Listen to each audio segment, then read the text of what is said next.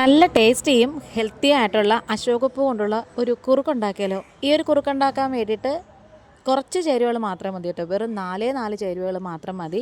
Video skip ചെയ്യാതെ full കാണണേ. ഇഷ്ടപ്പെട്ട ചാനലൊന്ന് സബ്സ്ക്രൈബ് ചെയ്ത് ലൈക്ക് ചെയ്ത് ഷെയർ ചെയ്ത് സപ്പോർട്ട് ചെയ്യണം. താമസിക്കുന്നില്ല, നമുക്ക് നേരെ വീഡിയോയിലേക്ക് പോകാം.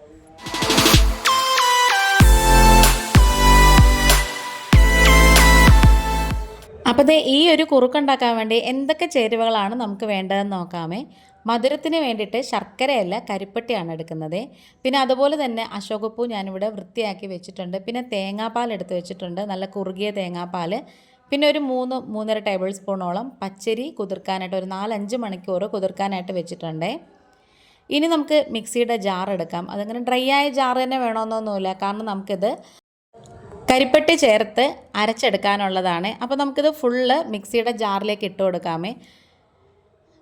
ശർക്കരയും അതുപോലെ തന്നെ കരിപ്പട്ടിയൊക്കെ നമ്മൾ ഉരുക്കിയതിന് ശേഷം അരിച്ച് തണുത്തിട്ട് ഇതേപോലെ ക്ലീൻ ആയിട്ടുള്ള പ്ലാസ്റ്റിക്കോ അല്ലെങ്കിൽ ഗ്ലാസ്സോ ജാറിലാക്കി ഫ്രിഡ്ജിൽ വെച്ചിരുന്നാൽ നമുക്ക് കുറേ കാലം ഉപയോഗിക്കാം. അതുപോലെ തന്നെ എന്തെങ്കിലും ആവശ്യമുണ്ടെങ്കിൽ പെട്ടെന്ന് നമുക്ക് എടുക്കാനും നല്ലതാണ്. ഇപ്പം പിന്നെ ശർക്കര പൊടിയൊക്കെ വാങ്ങിക്കാൻ കിട്ടും.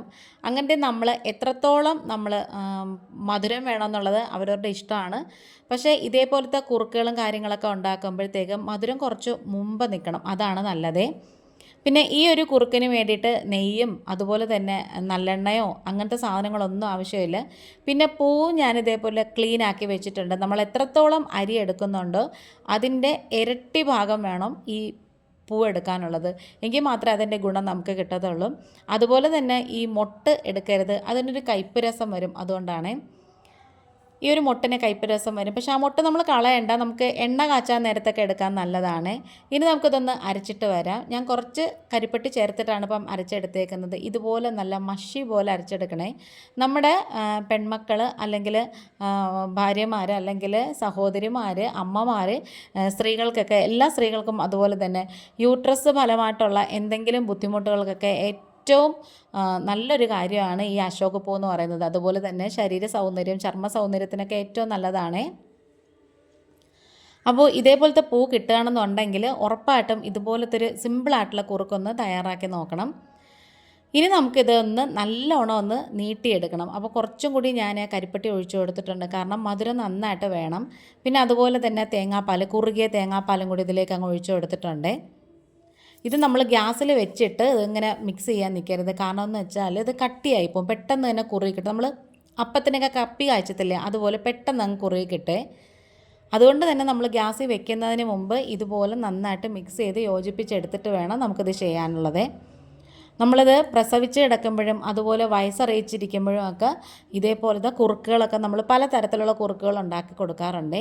ഇതിനു മുമ്പ് എൻ്റെ ചാനലിൽ കറിവേപ്പില കൊണ്ടിട്ടുള്ളൊരു കുറുക്കിൻ്റെ, സിമ്പിളായിട്ടുള്ളൊരു കുറുക്കിൻ്റെ ലോങ് വീഡിയോ നമ്മൾ ഇട്ടിട്ടുണ്ട്. അതുപോലെ തന്നെ ഈ അശോകപ്പൂ കൊണ്ടുള്ള ഒരു കിണ്ണത്തപ്പത്തിൻ്റെ വീഡിയോയും ഞാൻ ഇട്ടിട്ടുണ്ടായിരുന്നേ. കാണാത്തവരുണ്ടെങ്കിൽ ഒന്ന് പോയി കാണണം. കണ്ടിട്ട് വീഡിയോ ഇഷ്ടപ്പെടുകയാണെങ്കിൽ ഒന്ന് സബ്സ്ക്രൈബ് ചെയ്ത് സപ്പോർട്ട് ചെയ്യണേ. ഇനി നമ്മളത് ഗ്യാസ് കത്തിച്ചിട്ട് ആദ്യം നമ്മളൊരു മീഡിയം തീയിൽ വേണം വെക്കാൻ. ഇത് പെട്ടെന്ന് തന്നെ കുറുകിക്കിട്ട് നിങ്ങൾക്ക് കാണുമ്പോൾ തന്നെ മനസ്സിലാവും. ഞാനിപ്പോൾ ഇതിനകത്ത് ഇതേപോലൊരു സ്പാറ്റില മാത്രമേ യൂസ് ചെയ്തിട്ടുള്ളൂ, വിസ്കോ ഒന്നും ഉപയോഗിച്ചിട്ടില്ല. ഇത് നമ്മളിങ്ങനെ മിക്സ് ചെയ്യുമ്പോഴത്തേക്കും കട്ടിയായിട്ട് വരുന്ന പോലെ ഒരുമാതിരി ഉണ്ട കിട്ടുന്ന പോലെയൊക്കെ തോന്നും. അതൊന്നും കുഴപ്പമില്ല. നമ്മൾ തുടരെ കൈ ഇളക്കാതെ ഇളക്കിയാൽ മതി. നല്ല ഹൽവ പോലെ ആയി വരുവേ. അപ്പോൾ ഈ ഒരു വീഡിയോ ആദ്യമായിട്ട് കാണുന്ന കൂട്ടുകാരെങ്കിലും ഉണ്ടെങ്കിൽ നിങ്ങൾക്ക് ഈ ചാനൽ ഇഷ്ടപ്പെടുകയാണെന്നുണ്ടെങ്കിൽ നിങ്ങളുടെ ഫ്രണ്ട്സ് ആൻഡ് ഫാമിലിക്ക് ഒന്ന് ഷെയർ ചെയ്ത് കൊടുക്കണേ. എന്നിട്ട് ഇഷ്ടപ്പെടുകയാണെന്നുണ്ടെങ്കിൽ ചാനലൊന്ന് സബ്സ്ക്രൈബ് ചെയ്ത് സപ്പോർട്ട് ചെയ്യണം. സബ്സ്ക്രൈബ് ചെയ്യുമ്പോൾ ഉണ്ടല്ലോ ആ ബെല്ലൈക്കണും കൂടി ഒന്ന് പ്രസ് ചെയ്ത് കൊടുക്കണേ. എന്നിട്ട് ഇതിൽ ഓൾ എന്ന ഓപ്ഷനും കൂടി കൊടുക്കണം. എങ്കിൽ മാത്രമേ ഞാനിടുന്ന വീഡിയോസൊക്കെ നോട്ടിഫിക്കേഷനായിട്ട് നിങ്ങൾക്ക് കിട്ടത്തുള്ളൂ. അപ്പോൾ ഇതുപോലത്തെ ഒരു ഹൽവ പരുവാകുമ്പോഴത്തേക്ക് നമുക്കിത് ഗ്യാസ് ഓഫ് ചെയ്യാം. ഇനി ഇരുന്ന് ബാക്കിയും കൂടി കട്ടിയായിക്കോളും. Video wind up ചെയ്യാറായേ. ഇന്നിപ്പം ഇത്രയേ ഉള്ളൂ. ചാനൽ ഇഷ്ടപ്പെട്ടാൽ സപ്പോർട്ട് ചെയ്യണേ. വേറൊരു വീഡിയോ ആയിട്ട് വേഗം തന്നെ വരാം. Thanks for watching.